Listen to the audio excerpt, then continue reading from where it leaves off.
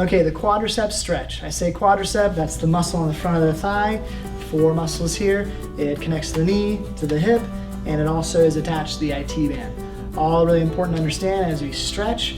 One of the big keys on the quadriceps stretch, simple is important. You're gonna grab your ankle and you're gonna drop that knee down.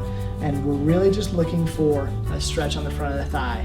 Things that I'd like to see are knees relatively close together, your heel towards your buttock, and then a nice upright posture.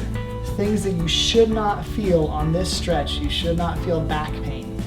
So if you're feeling back pain, you might be pulling it too hard back with the thigh, extending your low back. It's not what we want because we know if we're feeling it in the back, we're not stretching our quad.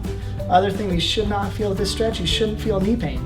If you're feeling knee pain, then you are pulling it too far or you're already too tight, and this stretch is not going to be effective because you need to back off and do a different type of quad stretch. Also, things you need to think about, position matters. If I'm stretching here and my knee is out here, I'm not going to feel the right stretch. Other things to consider as well, if your heel is out as you're stretching this one, you're doing it wrong, or I've seen it often where you grab it with the other leg, and that's just going to get a slightly different stretch, and you're probably going to stress the knee a little more than you need to. So again, the quad stretch, you're just going to grab your heel, keep it all in line, one straight position, and that's the quad stretch.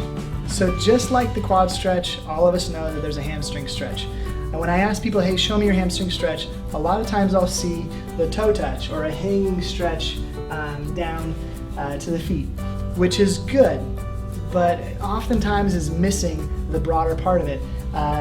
When we toe touch, we're just getting that hamstring, we're also getting the low back, the glutes, the calves, which leaves us tight in the hamstrings, possibly giving you the opportunity to get a pulled hamstring because you're not stretching that enough. It's not getting that response and that length that you need as you go for that stride. So again, we're going to isolate the hamstring specifically.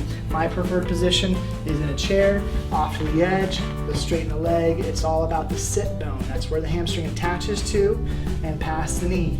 So as we change our sit bone position, it changes the length of that hamstring. So you sit up tall, leading with the chest as opposed to the hands.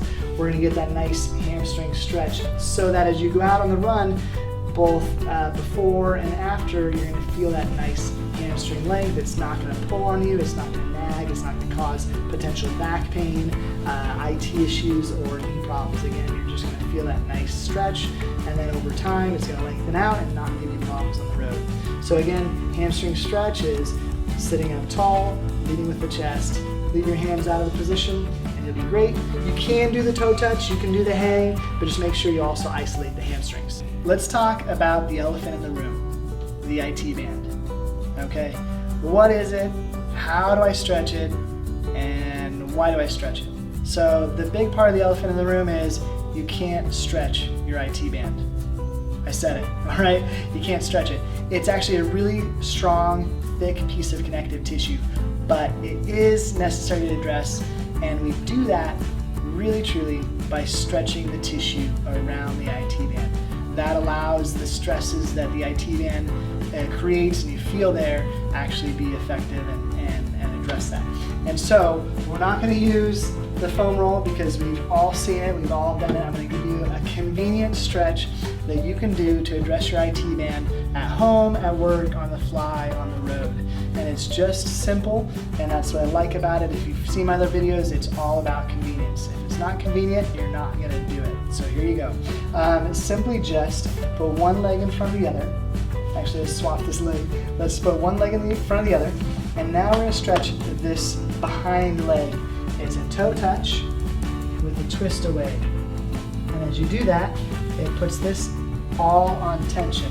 And so, no, we're not stretching the IT band, but we're stretching some quad, some hamstring, and some of the glute muscles. So yes, it'll hit the piriformis, and it'll broadly hit the glutes.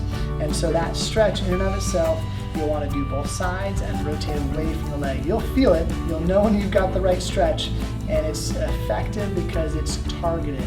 Again, the elephant in the room is that the IT band can't be stretched, but the tissue around it needs to be. So as you do that, you'll notice that your legs will move more freely as you're running, and it's just going to make you that much more effective in your recovery and during your run. I wish you the best of luck.